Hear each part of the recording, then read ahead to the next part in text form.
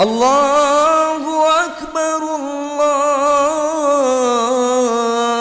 Allahu Akbar. La ilaha illallah.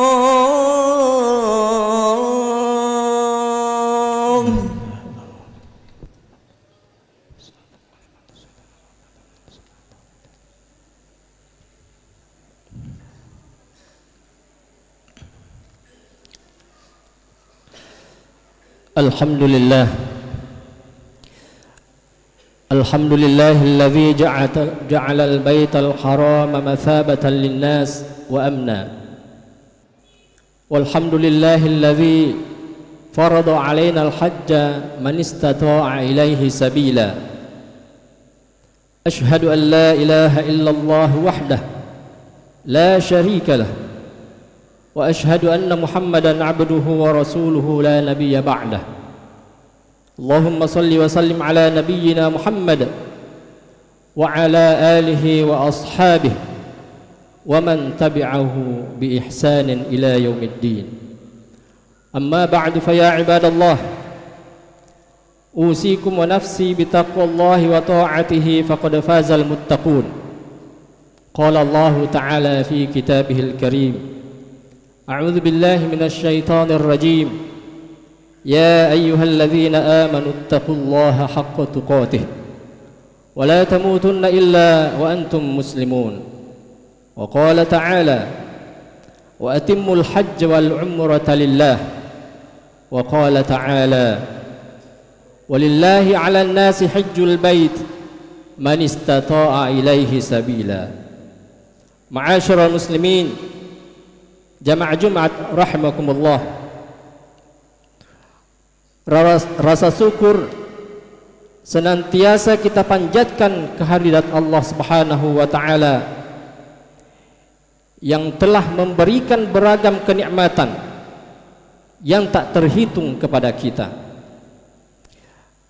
Kita patut mensyukurinya, terutama nikmat keimanan, keislaman serta kehidupan di bawah naungan Al-Quran dan sunnah Rasulullah sallallahu alaihi wasallam. Seyogyanya seluruh nikmat tersebut dimanfaatkan untuk beribadah kepada Allah Subhanahu wa taala dengan menerapkan pesan-pesan ilahi dalam setiap sendi kehidupan kita sehari-hari. Salawat dan salam semoga senantiasa tercurah kepada Rasulullah sallallahu alaihi wasallam, keluarga, sahabat-sahabatnya dan para penerus risalahnya yang terus berjuang untuk tegaknya nilai-nilai Islam di muka bumi hingga hari kiamat nanti. Ma'asyiral muslimin jamaah Jumat rahimakumullah. Saat ini kita sudah memasuki bulan Dzulhijjah. Meski ada sedikit perbedaan mengenai awal Dzulhijjah, inilah dinamika perbedaan ijtihad di kalangan umat yang tidak perlu diperdebatkan. Bulan Dzulhijjah merupakan bulan yang dimuliakan oleh Allah Subhanahu wa taala. Di dalam bulan ini Allah Subhanahu wa taala mensyariatkan hambanya yang mampu untuk melaksanakan ibadah haji. Sebagai seorang muslim, kita meyakini bahwa ibadah haji merupakan bagian dari rukun Islam yang tidak terpisahkan dari rukun-rukun yang lain. Karena haji merupakan penyempurnaan dari rukun Islam yang 5. Keistimewaan ibadah haji bisa kita lihat dari tempat dan waktu pelaksanaannya yang telah ditetapkan oleh Allah Subhanahu wa taala dan tidak bisa ditunaikan pada waktu dan tempat yang lain. Semua detail pelaksanaannya juga dijelaskan oleh Nabi Muhammad sallallahu alaihi wasallam, yang kemudian diriwayatkan oleh para sahabat. Rasulullah sallallahu alaihi wasallam bersabda, "Khudhu anni manasikakum fa inni la adri la'alli alla ahujja ba'da hajjati hadhihi." Ambillah dariku manasik kalian, karena sesungguhnya aku tidak mengetahui, mungkin saja aku tidak berhaji setelah hajiku ini. Hadis riwayat Muslim. Ma'asyiral muslimin jamaah Jumat rahimakumullah, pelaksanaan haji merupakan bentuk ketundukan dan kepasrahan kepada Allah. Seorang yang berhaji rela meninggalkan harta, keluarga dan tanah airnya untuk memenuhi panggilan Allah, seraya berseru, labbaik Allahumma labbaik, labbaik la syarika lak labbaik, innal hamda wan ni'mata lak wal mulka la syarika lak. Allah, penuhi panggilanmu ya Allah. Aku penuhi panggilanmu ya Allah. Aku penuhi panggilanmu, tidak ada sekutu bagimu. Aku penuhi panggilanmu, sesungguhnya segala puji, kenikmatan dan kekuasaan adalah milikmu, tidak sekutu bagimu. Ma'asyiral muslimin jamaah Jumat rahimakumullah, dengan kalimat tersebut seorang yang berhaji menegaskan komitmen untuk menuju Allah Subhanahu wa taala. Ia membangun kesadaran untuk senantiasa menguatkan ketaatan kepada Allah Subhanahu wa taala, apapun risiko yang menghadang hidupnya. Pada hakikatnya adalah perjalanan menuju Allah Subhanahu wa taala dengan senantiasa mentaati setiap seruan dan arahannya. Jamaah Jumat rahimakumullah, ada beberapa hal yang dapat kita ambil pelajaran dari perjalanan haji.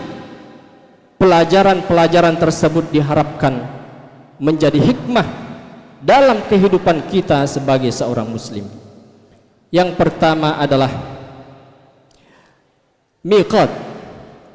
Di area miqat kita diperintahkan meninggalkan atribut duniawi. Dengan mengenakan pakaian ihram, kita dikembalikan kepada fitrah seperti awal mula diciptakan sebagai manusia, untuk menumbuhkan kesadaran bahwa tujuan Allah Subhanahu wa taala menciptakan kita beribadah kepadanya. Allah taala berfirman, "Wa ma khalaqtul jinna wal insa illa liya'budun." Dan aku tidak menciptakan jin dan manusia melainkan supaya mereka menyembahku. Yang kedua adalah tawaf dan sa'i.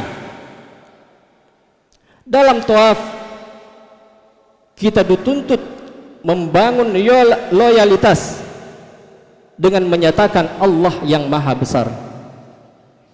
Ketika manusia sudah membangun loyalitas kepada Allah, maka ia wajib mengikuti segala aturan yang ditetapkan oleh Allah Subhanahu wa taala. Hal ini sesuai dengan apa yang kita ucapkan secara berulang ketika salat, iyyaka na'budu wa iyyaka nasta'in. Hanya kepadamu kami tunduk penuh dan berserah diri, dan hanya kepadamu kami memohon perlindungan. Dalam sa'i, para jamaah haji harus berlari dari Safa ke Marwah. Prosesi ini menggambarkan kegigihan dan perjuangan hajar untuk mengatasi lapar dan dahaga. Sa'i mengajarkan kepada kita bahwa kehidupan harus ditempuh dengan perjuangan, ikhtiar, kerja keras, dan kegigihan dalam hidup, merupakan spirit yang mesti tumbuh dalam diri seorang muslim. Sebaliknya, pikiran pesimis, putus asa, malas, dan tidak menghargai jerih payah harus dijauhkan dari diri seorang muslim. Inilah kesadaran yang dapat dipahami dari sa'i. Spirit ini pada yang dapat kita pahami dari Al-Quran. Innallaha la yughayyiru ma biqaumin hatta yughayyiru ma bi anfusihim. Sesungguhnya Allah tidak mengubah keadaan suatu kaum sehingga mereka mengubah keadaan yang ada pada diri mereka sendiri. Yang ketiga adalah wukuf di Arafah. Wukuf di Arafah menunjukkan bentuk kesetaraan sesama manusia. Tidak ada perbedaan antara muslim yang satu dengan muslim yang lainnya. Apapun kedudukannya, semuanya kecil di mata Allah Subhanahu wa taala. Wukuf memperlihatkan kepada kita bahwa tidak ada batas antara hamba dan sang Khaliq, sehingga apa yang dipanjatkan akan dikabulkan oleh Allah Subhanahu wa taala. Ketika wukuf itulah kita akan merasakan kekerdilan diri di hadapan Allah Subhanahu wa taala di tengah hamparan lautan berjuta-juta manusia. Hanya ketakwaanlah yang membedakan. Spirit kesetaraan di antara hamba Allah ini yang dapat dipahami dari firman Allah Subhanahu wa taala di dalam Al-Qur'an. A'udzubillahi minasyaitonir rajim. Ya ayyuhan nas, inna khalaqnakum min dzakarin wa untha wa ja'alnakum syu'uban wa qabaila lita'arafu inna akramakum indallahi atqakum innallaha alimun khabir. Yang keempat adalah mabit di Muzdalifah dan Mina. Etapa perjalanan menuju Allah Subhanahu wa taala melalui beberapa tahapan. Setelah kita mengenali kembali diri kita di Arafah, Allah memerintahkan kita untuk berhenti sejenak di Muzdalifah, bermalam dengan meratapkan langit, seraya melakukan evaluasi dan introspeksi diri bahwa suatu saat nanti Allah akan membangkitkan seluruh manusia dan mengumpulkan mereka di sebuah padang luas tanpa alas kaki dan pakaian. Semua akan mempertanggungjawabkan waktu yang dimilikinya di dunia, apakah digunakan untuk beribadah kepada Allah Subhanahu wa taala ataukah sebaliknya. Hasibu anfusakum qabla an tuhasabu. Hisablah diri kalian sebelum dihisab oleh Allah Subhanahu wa taala. Ma'asyiral muslimin jamaah Jumat rahimakumullah. Yang terakhir, yang kelima adalah melempar jumrah. Episode ini menggambarkan bahwa untuk menuju kebaikan ada ujian-ujian yang mesti dihadapi. Hal ini merupakan sunnatul dakwah sebagaimana yang Allah sampaikan di dalam Al-Quran. A'udzubillahi minasyaitonir rajim. Ahasiban nasu ayyutraku ayyaqulu amanna wa hum la yuftanun walaqad fatanna alladhina min qablihim fala ya'lamanna Allahu alladhina sadaqu wa la ya'lamanna al-kadhibin. Apakah manusia itu mengira bahwa mereka dibiarkan saja mengatakan kami telah beriman, sedang mereka tidak diuji lagi, dan sesungguhnya kami telah menguji orang-orang yang sebelum mereka, maka sesungguhnya Allah mengetahui orang-orang yang benar, dan sesungguhnya Dia mengetahui orang-orang yang dusta. Ma'asyiral muslimin jamaah Jumat rahimakumullah, sungguh memahami hikmah yang terkandung dalam ritual haji adalah menyadarkan kita nilai-nilai yang dapat dijadikan ibrah dalam meniti kehidupan ini. Dengan cara demikian kita menyadari akan tugas dan peran sebagai hamba dan khalifah Allah di muka bumi. A'udzubillahi minasyaitonir rajim. Bismillahirrahmanirrahim. Wal 'ashr innal insana lafi khusr illa alladhina amanu wa 'amilus shalihat wa tawasaw bil haqq wa tawasaw bis sabr. Barakallahu li wa lakum fil Qur'anil 'azim wa nafa'ani wa iyyakum bima fihi minal ayati wadh-dhikril hakim. وتقبل مني ومنكم تلاوته إنه هو الغفور الرحيم.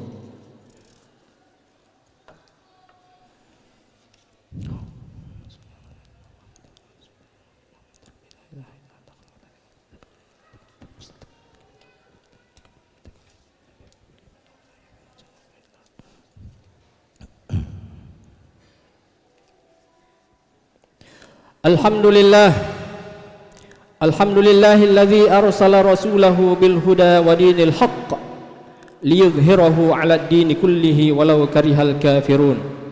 Asyhadu an la ilaha illallah wahdah la syarika lah wa asyhadu anna Muhammadan 'abduhu wa rasuluh. Wassalatu wassalamu ala nabiyyina Muhammad wa ala alihi wa ashabihi wa man tabi'ahu ila yaumiddin. Amma ba'du fa ya ibadallah, usikum wa nafsi bitaqwallahi wa ta'atihi la'allakum tuflihun. Qala Allah ta'ala, ya ayyuhalladzina amanu ittaqullaha haqqa tuqatih wa la tamutunna illa wa antum muslimun. Innallaha wa malaikatahu yusalluna 'alan nabi ya ayyuhalladzina amanu sallu 'alaihi wa sallimu taslima. Allahumma salli ala sayyidina Muhammad wa ala ali sayyidina Muhammad kama sallaita ala sayyidina Ibrahim wa ala ali sayyidina Ibrahim wa barik ala sayyidina Muhammad wa ala ali sayyidina Muhammad kama barakta ala sayyidina Ibrahim wa ala ali sayyidina Ibrahim fil alamin innaka Hamidum Majid. Wardallahumma 'anil khulafa'ir rasyidin Abi Bakr wa Umar wa Uthman wa Ali wa an baqiyati sahabati ajma'in wa anna ma'ahum birahmatika ya arhamar rahimin. Allahumma ighfir lil muslimina wal muslimat wal mu'minina wal mu'minat al ahya'i minhum wal amwat innaka sami'un qaribun mujibud da'awat wa ya qadiyal hajat. Allahumma a'izzal islam wal muslimin وأهلك الكفرة والمشركين أعداءك أعداء الدين. اللهم من أرادنا وأراد المسلمين بسوء فرد كيدهم إلى نحورهم. بسم الله الذي لا يضر مع اسمه شيء في الأرض ولا في السماء وهو السميع العليم. ربنا آتنا في الدنيا حسنة وفي الآخرة حسنة وقنا عذاب النار. عباد الله، إن الله يأمر بالعدل والإحسان وإيتاء ذي القربى وينهى عن الفحشاء والمنكر والبغي يعظكم لعلكم تذكرون. فاذكروا الله العظيم يذكركم واشكروه على نعمه يزدكم ولذكر الله أكبر والله يعلم ما تصنعون. أقيموا الصلاة. الله أكبر الله أكبر. أشهد أن لا إله إلا الله. أشهد أن محمد رسول الله. حي على الصلاة حي على الفلاح قد قامت الصلاة قد قامت الصلاة. الله أكبر الله أكبر. لا إله إلا الله. لا إله إلا الله سيدنا محمد رسول الله. استقيموا تراصوا واعتدلوا يرحمني ويرحمكم الله. سووا صفوفكم فإن تسوية الصفوف من تمام الصلاة. Luruskan dan rapatkan safnya. Allahu Akbar.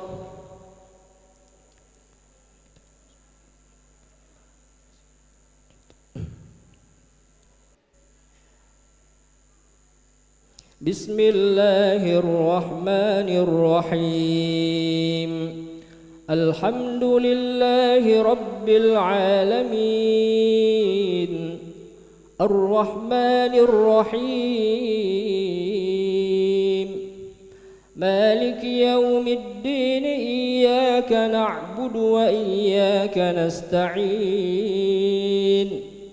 Ihdinas siratal mustaqim. صراط الذين أنعمت عليهم غير المغضوب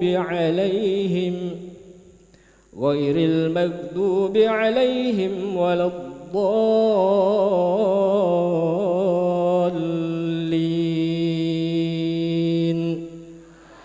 آمين.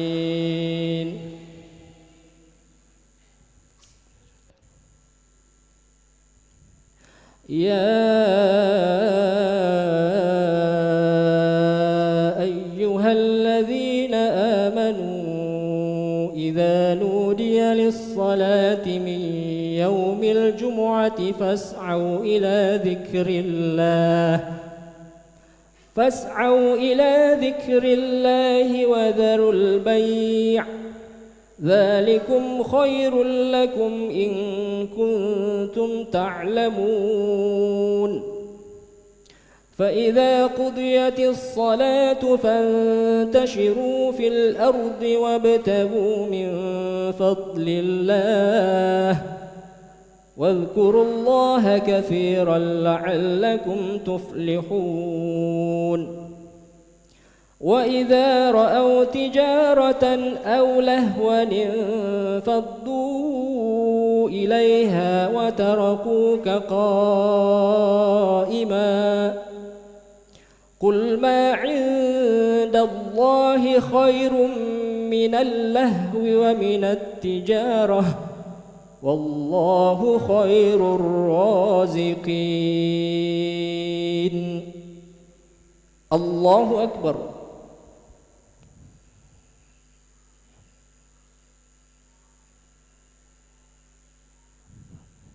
سمع الله لمن حمده.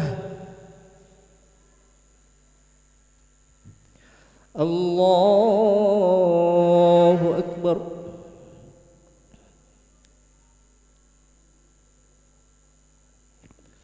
الله أكبر.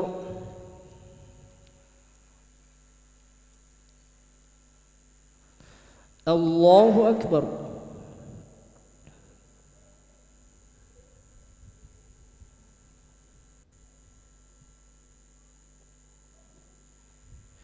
الله أكبر. بسم الله الرحمن الرحيم. الحمد لله رب العالمين. الرحمن الرحيم. مالك يوم الدين. إياك نعبد وإياك نستعين. اهدنا الصراط المستقيم.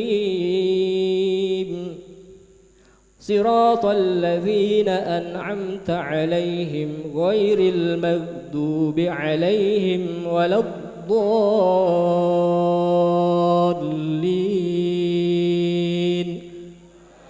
آمين.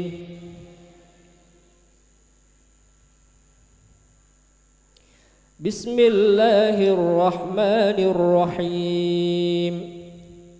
لإيلاف قريش إيلافهم رحلة الشتاء والصيف فليعبدوا رب هذا البيت الذي أطعمهم من جوع وآمنهم من خوف. الله أكبر.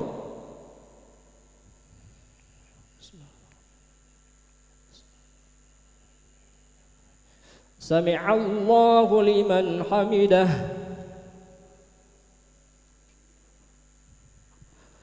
الله أكبر.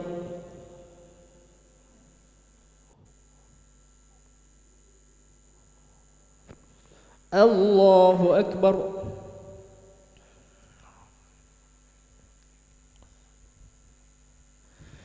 الله أكبر.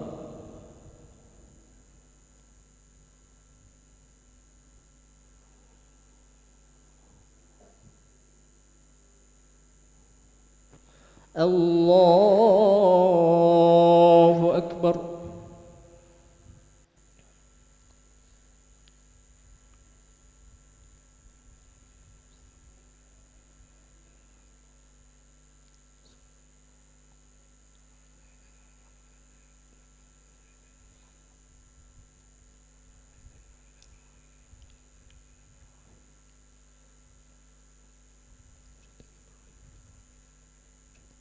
السلام عليكم ورحمة الله وبركاته.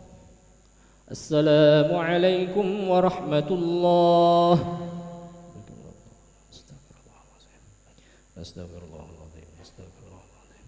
اللهم أنت السلام ومنك السلام وإليك يعود السلام. فحيينا ربنا بالسلام وأدخلنا الجنة دار السلام.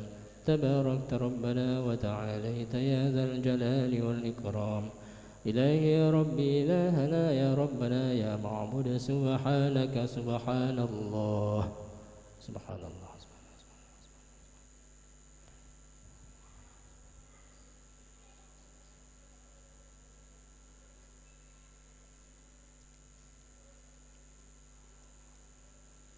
سبحان الله وبحمده الكريم دائما أبدا الحمد لله.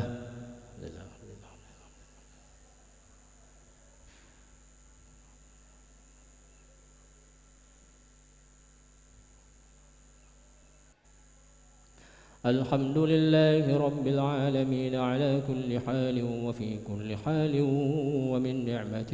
الله أكبر.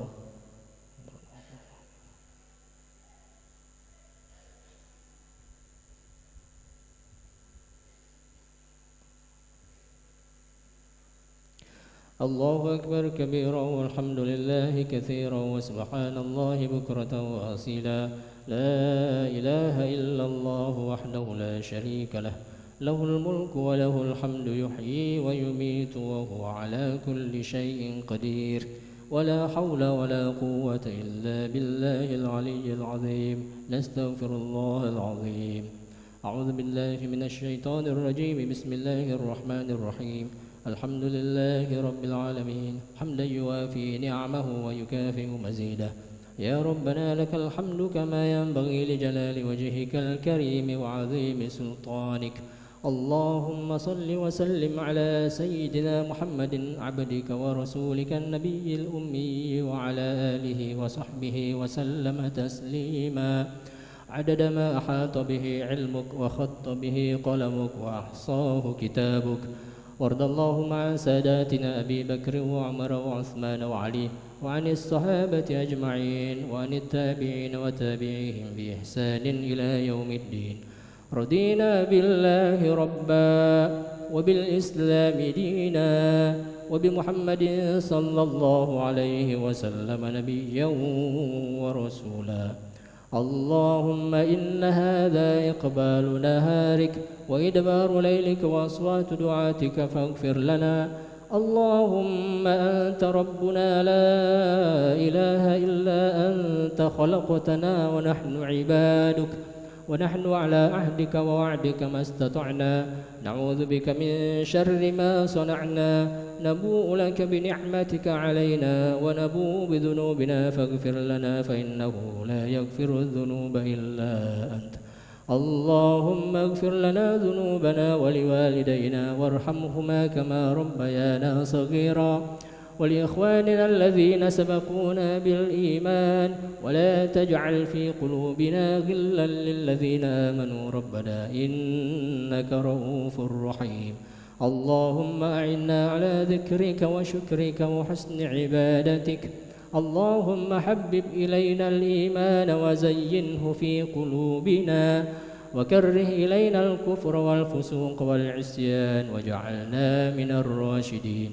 اللهم لا تدع لنا في مقامنا هذا وفي شهرنا هذه ذنبا إلا غفرته، ولا هما إلا فرجته، ولا عيبا إلا سترته، ولا مريضا إلا شفيته، ولا ميتا إلا رحمته، ولا ظالما إلا هديته، ولا مظلوما إلا نصرته، ولا مسافرا إلا وصلته، ولا طالبا إلا وفقته، ولا شابا إلا زوجته، ولا حاجة من حوائج الدنيا إلا قضيتها ويسرتها يا ربنا يا رب العالمين. اللهم ارزقنا قبل الموت توبة، اللهم ارزقنا قبل الموت توبة، وعند الموت شهادة، وبعد الموت جنة ونعيما. ربنا لا تزغ قلوبنا بعد إذ هديتنا وهب لنا من لدنك رحمة إنك أنت الوهاب. رب اجعلنا مقيم الصلاة ومن ذرياتنا ربنا وتقبل دعاء.